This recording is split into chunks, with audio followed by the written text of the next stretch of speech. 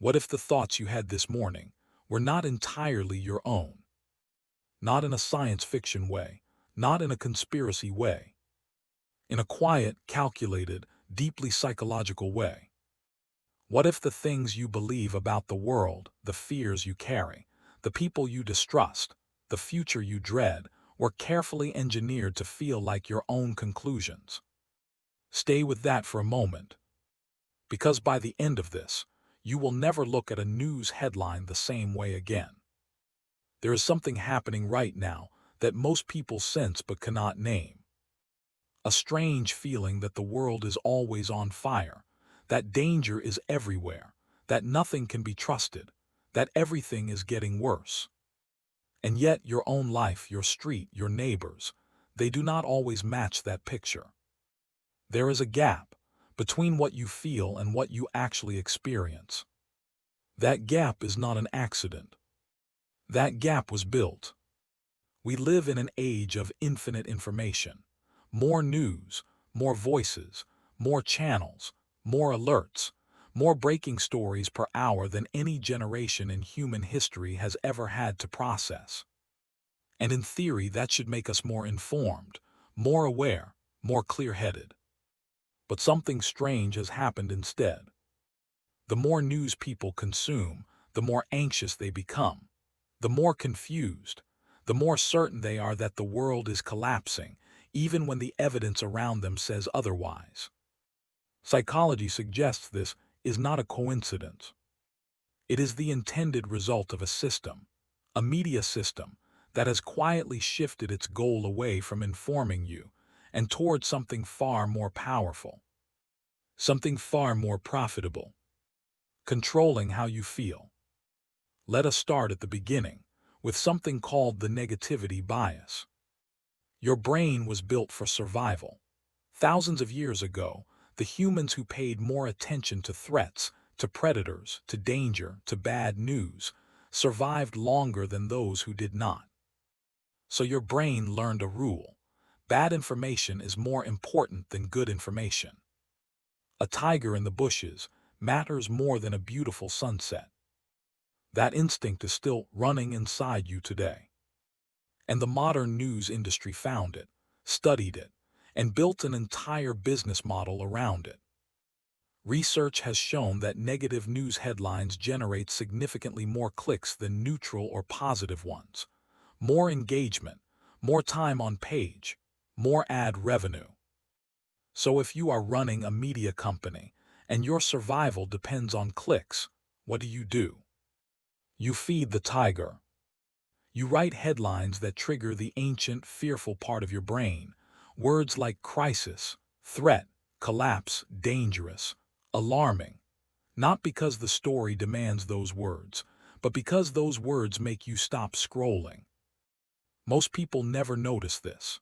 They read the headline, feel the spike of anxiety, click through, and move on, never realizing that their emotional state was just quietly adjusted by a headline designed in a laboratory of attention. This is only the beginning. Here is where it gets darker. The negativity bias is just the entry point. Once they have your attention, the system does something far more sophisticated. It begins to shape your identity. There is a psychological phenomenon called in-group and out-group dynamics. Human beings by nature define themselves partly by who they are not, who the enemy is, who is different, who is wrong. And modern news has become extraordinarily skilled at activating this. Watch a news channel for 1 week, any channel, left or right, mainstream or alternative. Count how often the framing is not just "here is what happened," but "here is who is to blame." The story is never just a flood. It is a flood caused by the failures of the other side. The story is never just an economic number. It is proof that your enemies are destroying the country. The story is never just a person.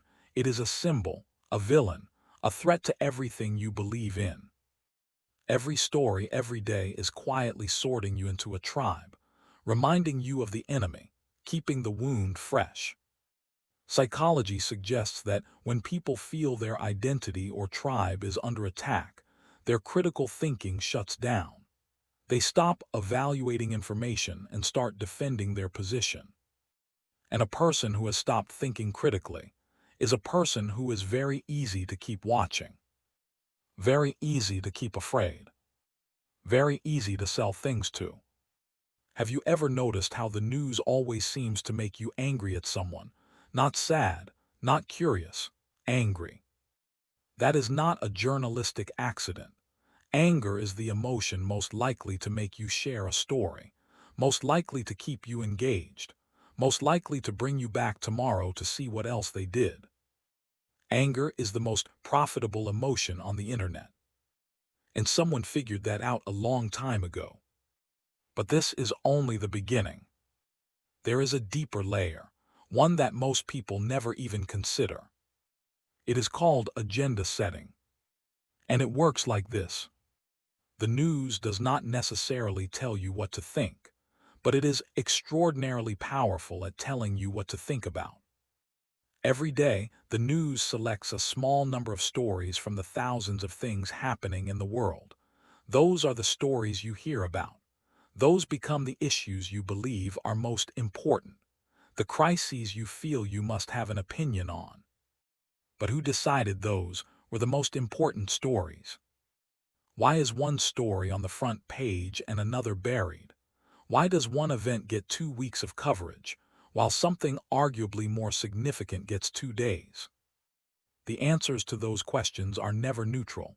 They involve decisions, priorities, interests. And in many cases, those decisions are shaped by who owns the media, who advertises on it, and what keeps the audience emotionally activated. Think about this carefully. The average American is deeply anxious about specific issues: crime, immigration, political collapse, economic disaster. And yet the statistical reality of their daily life often does not match that fear. Research has shown that Americans consistently overestimate crime rates. They believe violence is rising when in many categories it has fallen. They believe certain threats are far more common than they actually are. Not because they are unintelligent, but because the news has been showing them the same category of story over and over for years. When something is repeated enough, the brain begins to treat it as normal, as representative of reality. This is called the availability heuristic. Your brain measures how common or likely something is by how easily you can recall an example. If you can think of 5 examples of a terrible crime in 30 seconds, your brain concludes that crime must be very common. The news fills your memory with vivid, disturbing examples. And then your brain uses those examples to construct your entire understanding of the world. You believe you are forming independent conclusions, but you are doing math with numbers someone else gave you. Most people never notice this. Because the manipulation is not loud, it is not dramatic, it does not announce itself. It is quiet, incremental, dressed up in professional fonts and serious voices and the language of journalism. There is a reason the news studio looks the way it does: the formal desk, the neutral colors, the American flag in the background, the graphics, the serious music. These are not decorations, they are psychological signals. They are telling your brain, this is authoritative, this can be trusted, this is real. When information is delivered in a format that signals credibility, your brain lowers its guard.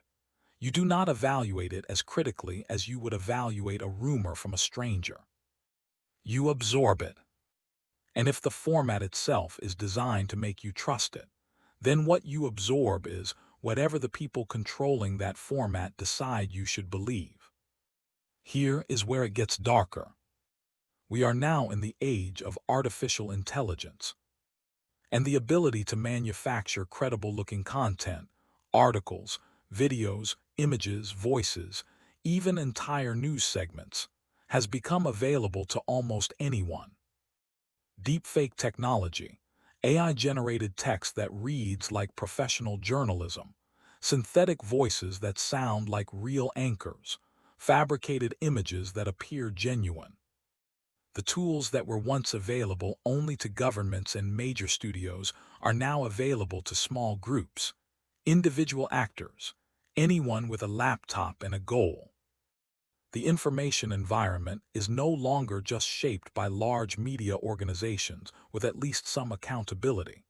It is now being shaped by thousands of invisible hands, each with their own agenda. And your brain, that ancient, pattern-seeking, story-loving brain, cannot tell the difference. Not reliably, not consistently, not the way we were taught to assume we could. Research has shown that people who consider themselves highly media literate are often only marginally better at detecting false information than those who do not. The belief that you are not fooled is, in many cases, itself part of the design. The most dangerous manipulation is the one that lets you believe you have escaped it. Let us pause here. Ask yourself honestly, when was the last time a news story made you feel calm, made you feel that things were going to be okay, made you trust a stranger you had never met? Or does it mostly leave you anxious, outraged, and deeply suspicious of half the country? That emotional state, that chronic low-grade anxiety mixed with tribal outrage, is not a side effect. It is the product. There is a concept in psychology called learned helplessness. It was first observed in laboratory settings, where subjects were exposed to negative events they could not control or escape. After enough repetitions, even when the possibility of escape was introduced, they stopped trying. They had learned that nothing they did made a difference. The modern news cycle produces something remarkably similar. You watch, you are disturbed, you feel urgency, but there is nothing specific you can do about the distant, overwhelming crises being presented to you. So the urgency has nowhere to go. It just stays, builds, compounds. Day after day, cycle after cycle. And over time, many people reach a quiet internal conclusion. The world is broken and I cannot fix it. The powerful will do what they want. My voice does not matter. Psychological research suggests that populations in this state of helpless anxiety are significantly less likely to engage in civic life, less likely to organize, less likely to question institutional power. They are, in a very specific sense, easier to manage. Not because someone sat down and designed it that way with cartoonish evil, but because systems that generate profit from fear and confusion tend to continue generating fear and confusion. Because that is what works. That is what gets clicks. That is what keeps the lights on. The intention does not need to be sinister. The outcome remains the same. Here is the darkest part. The part most people are not ready to sit with. You have been consuming this system your entire adult life, maybe longer. Your beliefs about crime and safety, and which politicians are good and which are evil, and what the economy is doing, and who is to blame, and what kind of future is coming. Those beliefs were not formed in a vacuum. They were formed by a system specifically engineered to make you feel things, to sort you into groups, to keep you coming back. And if that is true, and the evidence strongly suggests it is, then the question is not just, can I trust the news? The question is, which parts of what I believe are actually mine? Which fears did I choose to carry, and which were quietly handed to me with a breaking news banner at the bottom of the screen? Which enemies did I decide to have, and which were created for me by a headline that was tested for maximum emotional impact before it was ever published? That is an uncomfortable question, maybe the most uncomfortable question in modern life. Because it does not point outward at a villain, it points inward. At the beliefs we hold most tightly, at the certainties we built our identities around. Psychology suggests that the information we are most reluctant to question is the information we absorbed when we were most afraid, Because fear cements belief. Fear makes a story feel real, feel urgent, feel like something you must act on. And if a system is very good at making you afraid, it is also very good at making you certain. Certain of the right people to blame, certain of the threat, certain of your own correctness. Certainty feels like intelligence, but in many cases it is the opposite. It is the feeling the system wants you to have when it has done its job perfectly. So what do you do with this? The answer is not to trust nothing.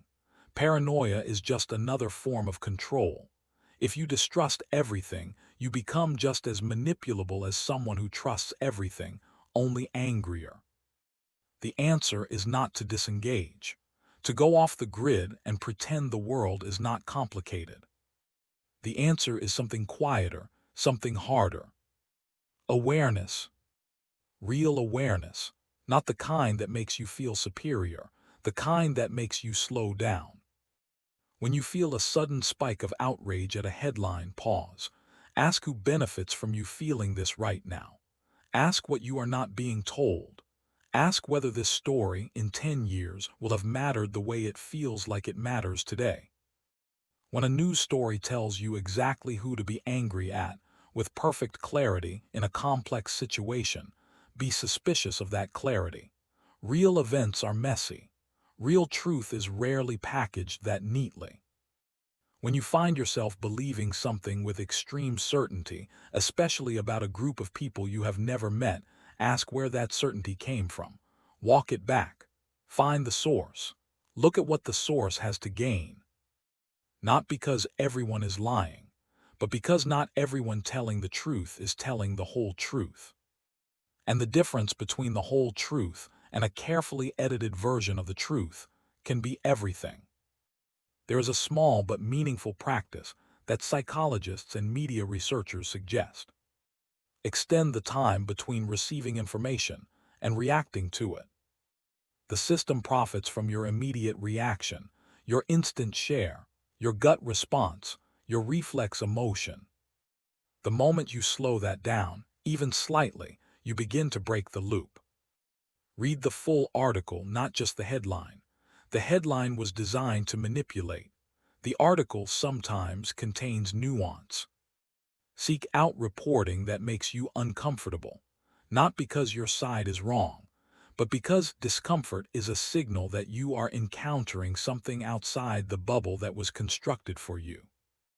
Notice which news sources consistently make you feel afraid or angry, and ask whether they have ever been wrong, whether they have ever corrected themselves, whether they have ever admitted complexity. A source that is always certain is not a source that is always truthful. The world is complicated, people are complicated, events are complicated. Any source that simplifies the world into clean villains and clear threats every single day is not reflecting reality.